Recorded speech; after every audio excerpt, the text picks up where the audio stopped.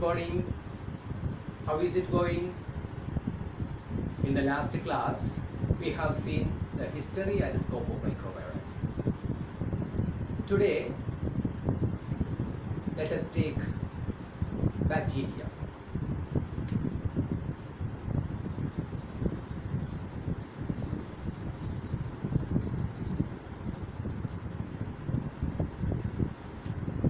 Bacteria are the most minute and simplest microorganisms. Bacteria are first discovered by a Dutchman, Antony van Leeuwenhoek, on June 10, 1675. Later, Louis Pasteur and Koch reported that these microorganisms could cause diseases. Who was Antony van Leeuwenhoek? Who discovered microscope. And this bacteria, bacteria are the most minutest, the simplest microorganisms, and they are prokaryotes. What is prokaryotes? Prokaryotes means primitive nucleus. Pro means primitive. Karyo means something related with the nucleus. Prokaryotes means primitive nucleus. Bacteria do not have definite nucleus and membrane-bound organelles. And the just reverse is eukaryotes. Eukaryotes means true nucleus. Eu means true. Karyo means something related with the nucleus. So definite nucleus. In eukaryotes, you can see definite nucleus and membrane-bound organelles. But it is totally absent in the case of bacteria. There you can't see any definite nucleus, but the nuclear material is there. Membrane-bound organelles are totally absent. So the bacteria are the minutest, smallest, simplest microorganisms. They have rigid cell wall, and the cytoplasm is surrounded by the plasma membrane. And this plasma membrane have numerous infoldings, and these infoldings are called mesosomes. Mesosomes. They have rigid cell wall. The cytoplasmic membrane, the plasma membrane have numerous infoldings, and these infoldings are called mesosomes. And the nuclear material, the circular nuclear material is there, and another extra chromosomal segment is also there. Later we can study the ultrastructure of bacteria. And most of the bacteria, they are present everywhere, commonly called omnipresent. Why it is called omnipresent? It is present everywhere. തൂണിലും തുരുമ്പിലും ഒക്കെ കാണുമെന്ന് നമ്മൾ പറയത്തില്ലേ, അതാണ് bacteria എന്ന് പറയുന്നത്. And the size, the size ranges from 0.75 micron to 1.25 microns. 1 micron is equal to 1/1000 in a millimeter. If you take scale and you just see the millimeter, and this millimeter is divided into 1000 times.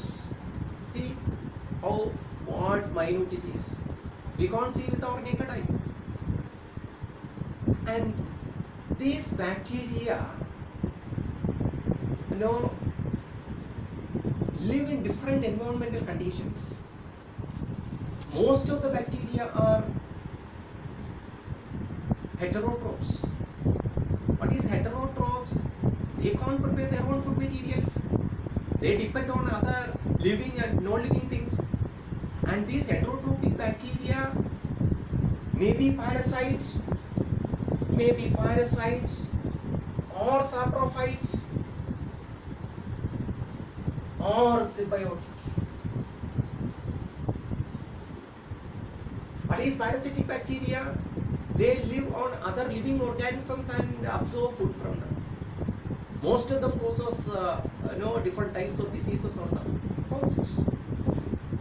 And the saprophytic bacteria, they live on dead and decaying organic matters. And some other bacteria, for example, in the case of leguminous plants, Pseudomonas reticola and Rhizobium leguminosarum, they live inside the root nodules of leguminous plants. So they can fix atmospheric nitrogen, and nitrogenous food materials are supplied to the plant. It is a mutual symbiotic association. That is why the pea plants are cultivated in the paddy fields as an intermittent crop.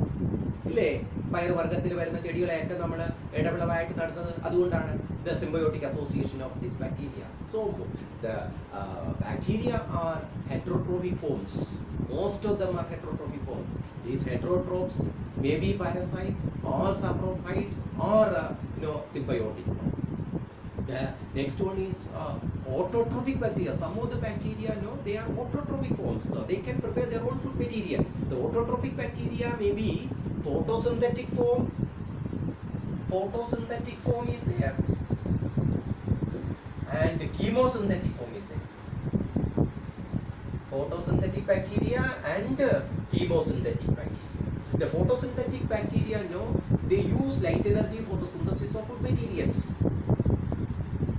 For example, in the case of purple sulfur bacteria, green sulfur bacteria, purple sulfur bacteria have a chlorophyll, that is called bacteriochlorophyll, and green sulfur bacteria have a chlorophyll, that is bacteriopyridine, and these two chlorophylls are exactly similar to that of the chlorophylls seen in higher plants. But the photosynthesis differs. In bacterial photosynthesis, the oxygen is not evolved, and such a type of photosynthesis is called anoxygenic photosynthesis. And another difference is the hydrogen donor. In the case of bacteria, the hydrogen donor is not water, but some sulfur compounds. That are the major differences between the bacterial photosynthesis and the photosynthesis which takes place in the higher plants. Then coming to chemosynthetic bacteria. In chemosynthetic bacteria, the chemosynthetic bacteria take their required energy for the synthesis of food materials from the oxidation of certain chemicals. Some of the important chemosynthetic bacteria, could you tell me one or two examples of chemosynthetic bacteria? What about Nandana? Okay, Nandana will give us an answer. Please, Nandana. Yes, the nitrifying bacteria, sulfur bacteria, hydrogen bacteria, carbon bacteria. These are all the chemosynthetic bacteria. Then, which bacteria is the smallest bacteria? The bacteria itself is small, and which is the smallest bacteria? In the history we have seen that one. Anyone? Yes, that is Mycoplasma genitalium. Mycoplasma genitalium. That is the smallest. Some people also say that Dialistomycin is also the smallest bacteria, but it is the Mycoplasma genitalium is the smallest bacteria, and largest one is which one is the largest one?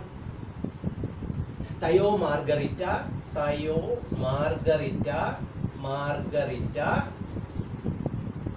Namibiensis.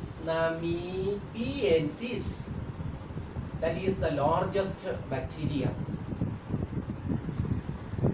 So the bacteria nutrition we have seen, that is heterotrophic bacteria is there. Heterotrophic bacteria may be parasitic forms, saprophytic forms or symbiotic forms. Then autotrophic bacteria are of photosynthetic bacteria and chemosynthetic bacteria.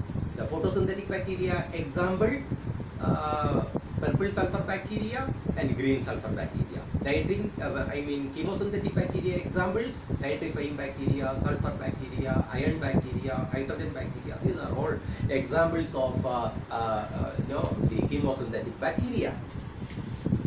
The bacteria respire like other living organisms. So some bacteria, they need oxygen for respiration. Such bacteria are called aerobic forms. In some bacteria, they do not require oxygen. In the absence of oxygen, they respire. And such bacteria are called gram-negative bacteria. What is respiration? The oxidation of organic food materials by molecular oxygen is called respiration. If I ask this question, some says that respiration means taking oxygen and releasing carbon dioxide. That is nothing but breathing. So some bacteria, they need oxygen for their respiration. Such bacteria are called aerobic forms. Without oxygen, they are called anaerobic forms. They may be obligate forms, right? They may be obligate forms. Obligate means true. Some bacteria live only in the presence of oxygen. Such bacteria are called obligate aerobes. Some bacteria, they live only in the absence of oxygen. Such bacteria are called obligate anaerobes. Obligate anaerobes. And some bacteria are called facultative forms. Facultative forms. See, obligate is there, facultative form is there. Facultative forms means they can live in the presence of oxygen and the absence of oxygen. So bacteria are square like this. Obligate form is there, facultative form is there. Then coming to reproduction, I am telling about the general introduction of bacteria. So what type of reproductions in bacteria? The common type of reproductions in bacteria is binary fission. Now endospore formation also seen in some pathogenic bacteria. Endospore formation is also there. Except sexual reproduction is totally absent because there is no sex organs in bacteria. But there may be an exchange of genetic material takes place. And this exchange of genetic material takes place in three ways. You might have studied that one. The first one is conjugation, second one is transduction, and the third one is transformation. So in these three methods, we will study these things in later. Reproduction in bacteria is there, detailed account is there. So I am telling about the general account of bacteria now. Any doubt in this? Shall we move on to the next step? Okay. Next, a classification of bacteria. How the bacteria are classified? Bacteria are classified in different ways. Depending upon the reaction of Gram stain, the bacteria are broadly classified into two. That is, gram-positive bacteria and gram-negative bacteria. Depending upon the reaction of Gram stain, the Christian Gram developed a stain. So that stain's color is now deep violet color. Some bacteria, they retain the deep violet color of the stain while staining. Such bacteria are called gram-positive bacteria. They retain the deep violet color of the stain while staining. The gram-positive bacteria are often pathogenic.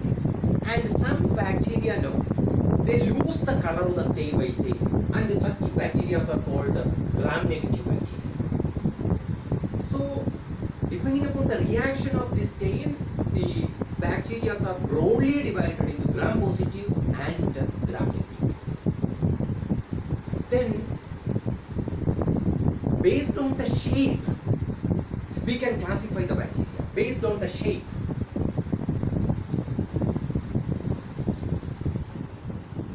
So, the next thing is based on the shape we can classify. Based on the shape of bacteria, we can classify the bacteria. Some bacteria, no, they are spherical shaped. And this spherical shaped bacteria are called coccus. Coccus, plural, cocci. Sometimes, you know, they are seen in pairs.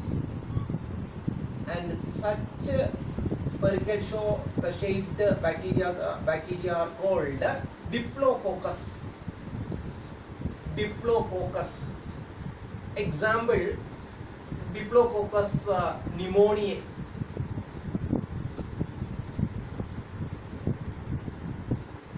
Sometimes it is seen in tetrads.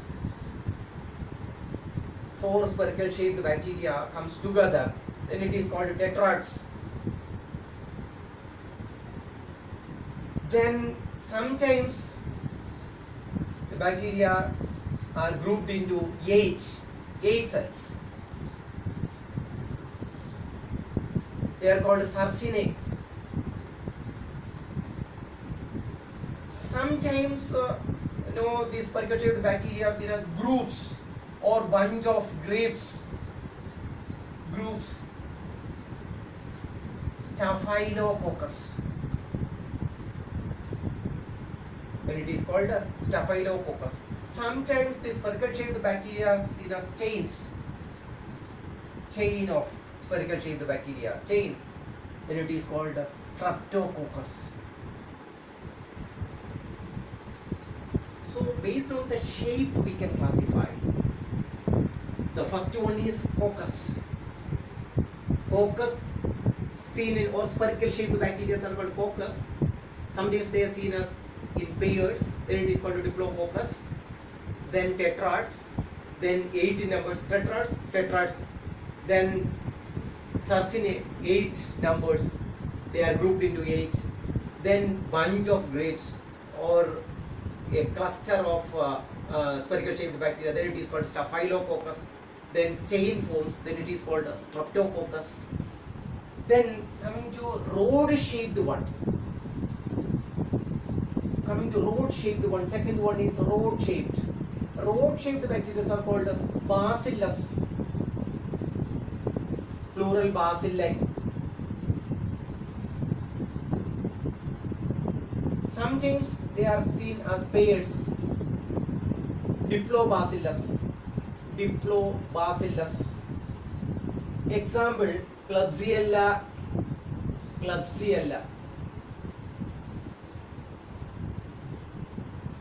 Sometimes they are seen in the form of chains. Streptobacillus. See, depending upon the shape. Spherical shaped is there. A rod shaped is there. Then coma shaped is there. Vibrio. Vibrion singular, plural, vibrio. That is coma shaped one. This bacteria, they have vibrating movements. Then fourth one, spiral bacteria. Spiral form. Spiral shaped bacteria are called spiral bacteria. Then fifth one, spirochete, corkscrew shaped bacteria. Corkscrew shaped bacteria are called spirochete. So depending upon the shape, bacteria are classified. Could you follow me? Any doubt in this? What are the different shaped bacteria? Coccus, Bacillus, spiral, coma-like, then spirochete. Then these are all depending upon the shape we can classify. Some uncommon type is also there without any definite shape. The first one is called Mycoplasma. It is commonly called PPLO. That is Pleuropneumonia-like organisms. This is also bacteria, but this Mycoplasma do not have any definite shape. This is highly pleomorphic. What is meant by pleomorphic? Highly pleomorphic. It will go on changes its shape. And the outer one, triple layered membrane. It is totally absent in other bacteria, and only Mycoplasma is having triple layered plasma membrane. Outer membrane is triple layered and without any definite shape, and the protoplasm or the cytoplasm is surrounded by a plasma membrane is there, and this plasma membrane do not have the mesosomes. But in other bacteria, you can see numerous infoldings. I told you earlier, numerous in the plasma membrane. You can see numerous infoldings in the case of other bacteria. But in Mycoplasma, you can't see any, the mesosomes. That is totally absent. These are the major differences between other bacteria and mycoplasma. The most important characteristic feature of this mycoplasma is that they can pass through filters fine enough to retain the ordinary bacterial cells. Another important character. And this mycoplasma is the parasitic mode of nutrition. They cause many diseases in human beings, animals, and plants. The common disease caused by mycoplasma is the pleuropneumonia. In domestic animals, pleuropneumonia is the common disease in domestic animals caused by mycoplasma, and it also causes various diseases in plants. Sandal spikes, yellow aster. These are all some of the diseases caused by mycoplasma in plants.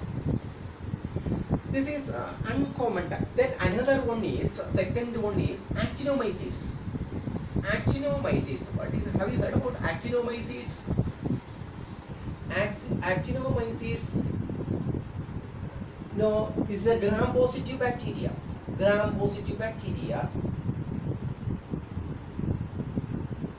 They have an elongated body structure with definite branching patterns. Different types of branching patterns you can see. Elongated body. Different types of branching pattern. They may grow like mycelium and produces numerous chains of conidiospores. Just like it resembles the colonies, just like that of fungal mycelium, fungal spores. So these actinomycetes are the gram-positive bacteria. They are the decomposers in the soil. They are the decomposers in the soil. They produces numerous chemical substances as their metabolites, and these chemical substances are very important antibiotics. Actinomycetes are the sources of many important antibiotics. Nearly 100 antibiotic substances have been reported as metabolites of these actinomycetes. Some of them are streptomycin, chloromycetin, erythromycin, tetramycin. These are all the antibiotics which are used for making vaccines and serums. So that much about the actinomycetes. Just like I will tell you an example. After a first rain, you feel some earthy flavor. We first മഴയൊക്കെ പെയ്ത് കഴിയുമ്പോഴത്തേക്കും ഒരു മണ്ണിൻ്റെ ഒരു മണം വരത്തില്ലേ, അത് ഈ ആക്ടിനോമൈസീറ്റ്സ് കൊണ്ടാണ്. മണ്ണിൻ്റെ ഫസ്റ്റ് മഴ കൊണ്ട് പെയ്യുമ്പോൾ വല്ലാത്തൊരു മണം, എർത്തി ഒരു സോയിലിൻ്റെ ഒരു മണം വരാറുണ്ട്. അത് ആക്ടിനോമൈസീറ്റ്സ് ആണ്. So these are all the shape we can classify the bacteria. Any doubt? Could you follow me? Then next, depending upon the number and position of flagella,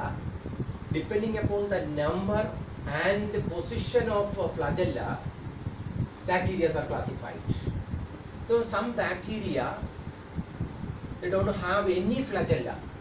Without a flagella, such bacteria are called Atrichus, a bacteria without flagella. And some bacteria, they have one flagella at one end. Such bacteria are called monotrichous. Some bacteria can see a tuft of flagellum present at one end. Tuft of flagella, ഒരു കൂട്ടം flagellum കാണാൻ കഴിയും. അത്തരത്തിലുള്ളതിന് നമ്മൾ പറയുന്ന പേര് Lophotrichus. And some bacteria, the flagella present on both ends. Such bacteria are called amphitrichous. Amphi means both, amphibians, right? Amphibian. In the amphibian എന്ന് പറഞ്ഞാൽ വെള്ളത്തിലും കരയിലും. അതുപോലെ amphi means both, amphitrichous. രണ്ട് എൻഡിലും flagella ഉണ്ട്. And in some bacteria, the flagella present all over the body. Such bacteria are called peritrichous. So, depending upon the number and position of flagella, What is flagella? Flagella is used for locomotion. With the movement of flagella, they can move from one place to other.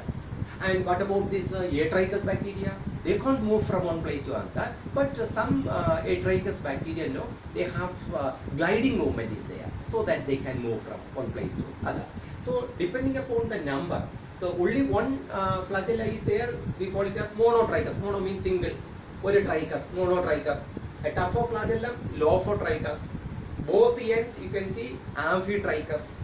The whole body is covered with the flagella, then it is called Peritrichus. So with this